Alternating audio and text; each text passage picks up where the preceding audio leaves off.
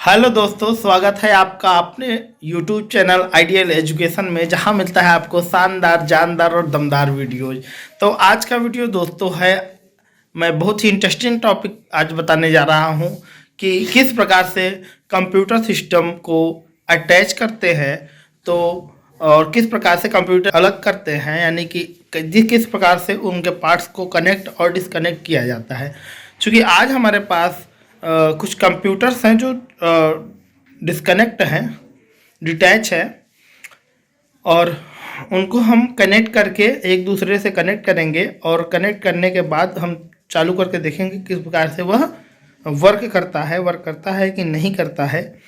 तो मैं आपको दिखाना चाहता हूँ दोस्तों। आप जैसा कि देख पा रहे हैं, हमारे पास इतने ढेर सारे पीसी रखे हुए हैं।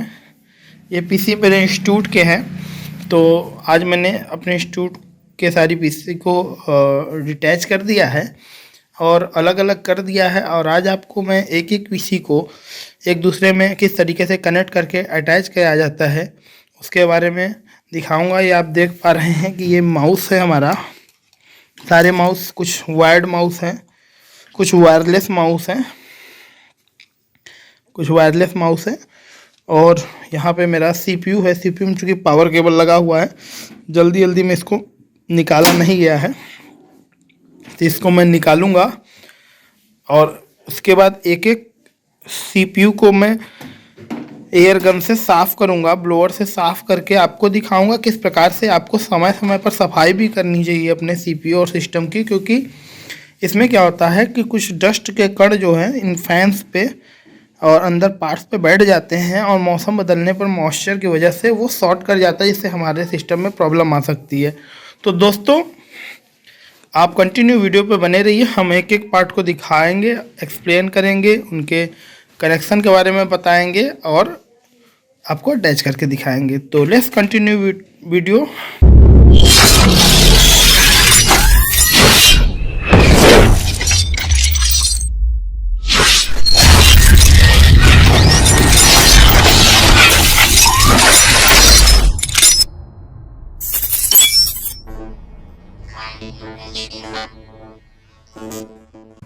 हेलो दोस्तों, हम अपने इंस्टीट्यूट में आ चुके हैं। आप देख पा रहे हैं, ये हमारा इंस्टीट्यूट है, ये वाइट बोर्ड है हमारा। और अब हमने अपना पहला सीपीयू लेके आए हैं। आप देख पा रहे हैं, इसकी सफाई प्रक्रिया स्टार्ट होने जा रही है। इसमें हम किस प्रकार से ब्लोअर से साफ करेंगे और किस तरीके से एक दूसरे में कनेक्ट करेंगे, आप देखिए, फॉलो करिएगा। आपके पास भी आपका अपना पीसी होगा, तो ज़रूरत पड़ने पर समय पर आप इसको अटैच कर सकते हैं, कनेक्ट डिसकनेक्ट करके उसको सफाई कर सकते हैं। कोई घबराने वाली बात नहीं है, हम आपको स्टेप बाय स्टेप बताएंगे। कोई भी समस्या होने पर आप कमेंट में उस क्वेश्चन को पूछ सकते हैं। वीडियो अच्छा लगे दोस्तों तो वीडियो को लाइक करिएगा, शेयर करिएगा, सब्सक्राइब करिएगा। तो चलिए शुरू करते हैं। तो दोस्तों देखिए, हमारा सीपीयू आ चुका है। इसको हम ओपन करेंगे, सफाई करेंगे, लेकिन सफाई करने से पहले मैं थोड़ा सा इसको इंट्रोड्यूस करा दूं आपसे कि इसके कौन से पार्ट को क्या कहते हैं, और ये इसमें कौन कौन से पोर्ट होते हैं, कहाँ क्या चीज़ें लगाई जाती हैं, कौन कौन से बटन्स होते हैं, किनसे क्या होता है, इन सारी चीज़ों वाली इंट्रोडक्शन हो जाता है हमारा। तो एक शॉर्ट इंट्रोडक्शन आपको दे रहे हैं। तो देख रहे हैं आप, ये जो सबसे बड़ा बटन है जो आपके सीपीयू में दिखाई पड़ रहा है, इस तरह का बटन आपको हर सीपीयू में दिखाई पड़ेगा। जो भी आप बॉक्स लेंगे, जो भी आप कैबिनेट लेंगे, उसमें आपको जो सबसे बड़ा बटन दिखाई पड़ेगा वो पावर बटन होता है। ये आपका आकार किसी भी प्रकार का हो सकता है, कैसा भी हो सकता है, कैबिनेट की डिज़ाइन कैसी भी हो सकती है, लेकिन इसकी साइज जो होगी आपकी वो सबसे बड़ी होगी। आपको देख के ही लगेगा कि ये कुछ यूनिक बटन है। इसको दबाने पर हमारा सीपीयू स्टार्ट हो जाता है और हमारा सिस्टम ओपन हो जाता है। उसके बगल आप देख रहे होंगे एक छोटा सा बटन है जो कि आपको रीस्टार्ट करने के कार्य में आता है। आप यहाँ पे दो पोर्ट देख पा रहे होंगे, जो यूएसबी पोर्ट है।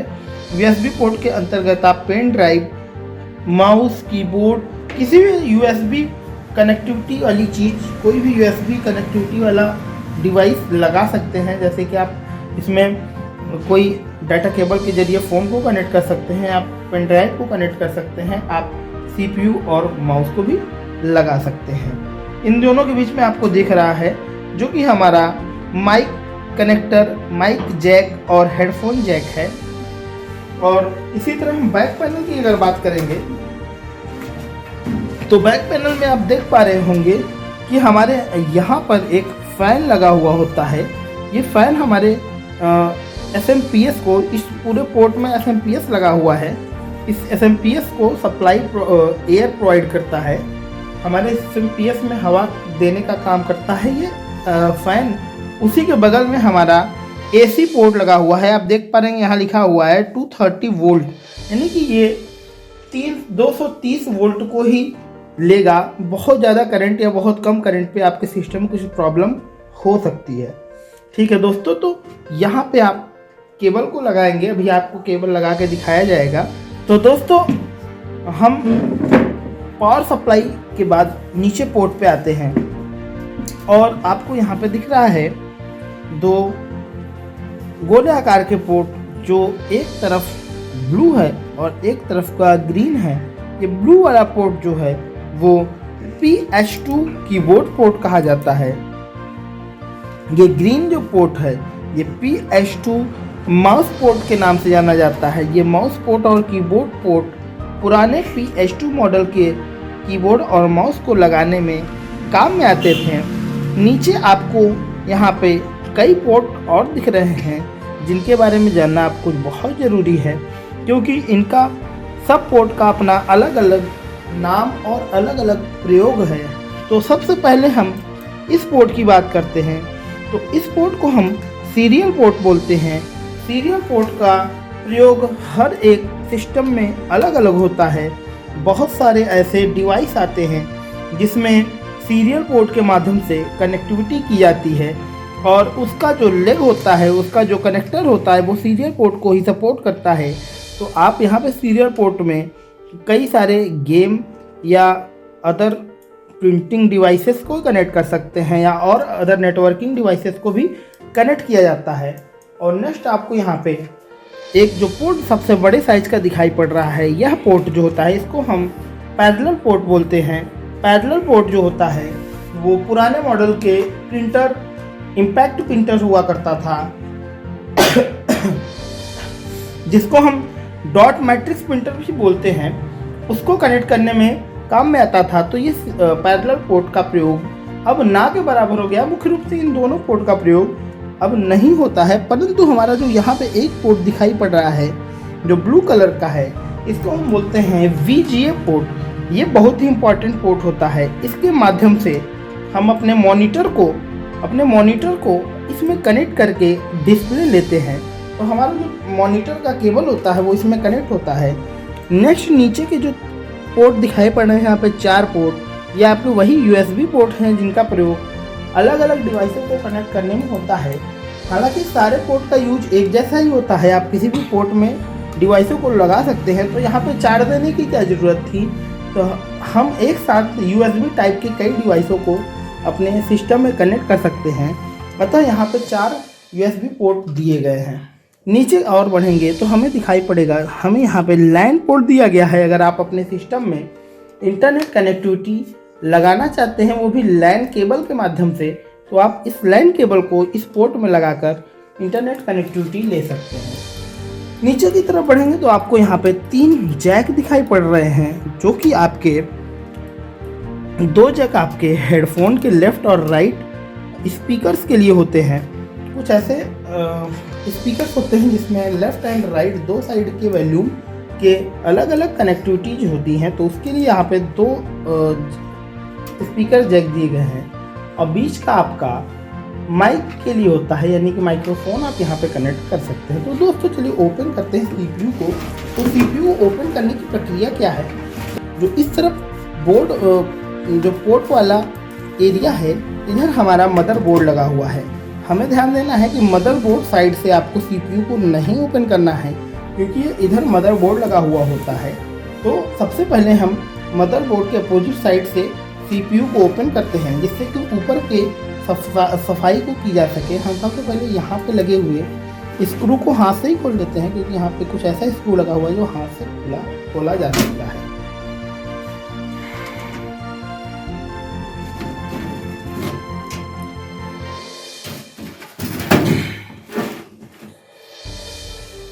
तो दोस्तों अब हम इसको ब्लोअर से साफ़ करने जा रहे हैं। आप देख रहे हैं हमारे पास ब्लोअर है।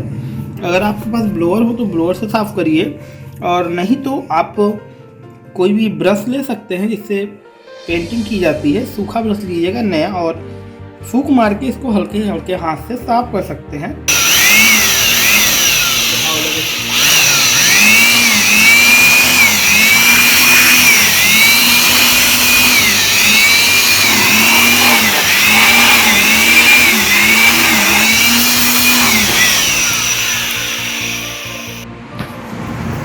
तो दोस्तों ये हमने CPU को अपनी जगह पर रख दिया है, और CPU को कनेक्ट करने के लिए हमारे पास एक VGA केबल है। अब इस तरीके से आपके पास VGA केबल होना चाहिए, जिसके माध्यम से आप अपने मॉनिटर को CPU से कनेक्ट करेंगे। तो सबसे पहले हम मॉनिटर में VGA केबल को लगाएंगे। ये हमारा मॉनिटर है। मॉनिटर में यहाँ पे आप थोड़ा पास में आके दिखाइए। मॉनिटर में यहाँ पे आपको VGA पोर्ट दिखाई पड़ेगा। आप देख पा रहे हैं ये VGA पोर्ट है। तो यहाँ पे हम एक सिरे को कनेक्ट करेंगे। एक सिरा हमारे यहाँ कनेक्ट हुआ, और इसके दोनों तरफ स्क्रू लगे हुए हैं। इसको हम टाइट कर देंगे। थोड़ा ही टाइट करना है, बहुत ज़्यादा कस के टाइट नहीं करना है, जिससे ये प्रॉपर्ली होल्ड हो जाए।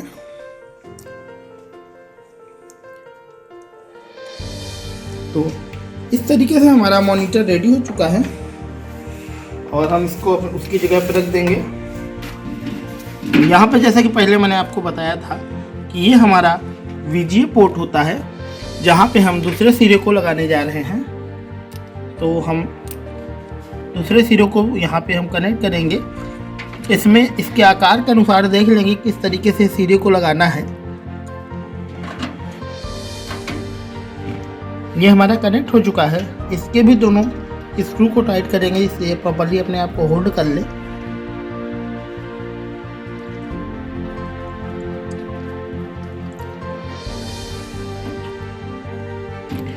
ये हमारा होल्ड हो चुका है पूरी तरीके से। अब बारी हमें कीबोर्ड और माउस को लगाने की। हमने कीबोर्ड और माउस को अपनी जगह पर रख दिया है, और नीचे से हम इसका तार वायर जो है इसमें कनेक्ट करेंगे। तो यहाँ पे आप USB पोर्ट देख रहे होंगे। यहाँ पे हमने एक पोर्ट में, किसी भी पोर्ट में आप माउस को, और दूसरे पोर्ट में किसी भी पोर्ट में आप कीबोर्ड को कनेक्ट कर देंगे।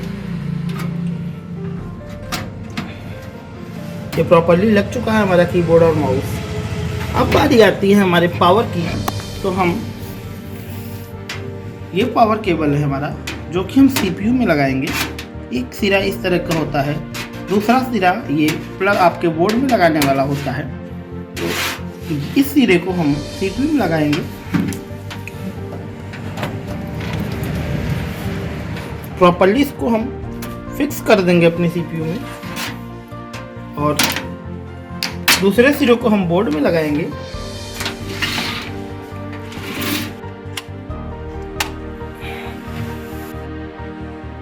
दोस्तों अब हमने CPU के पावर केबल को लगा दिया है, परंतु हमारे मॉनिटर में अभी तक पावर केबल नहीं कनेक्ट है। आप देख पा रहे होंगे यहाँ पे पावर पोर्ट बना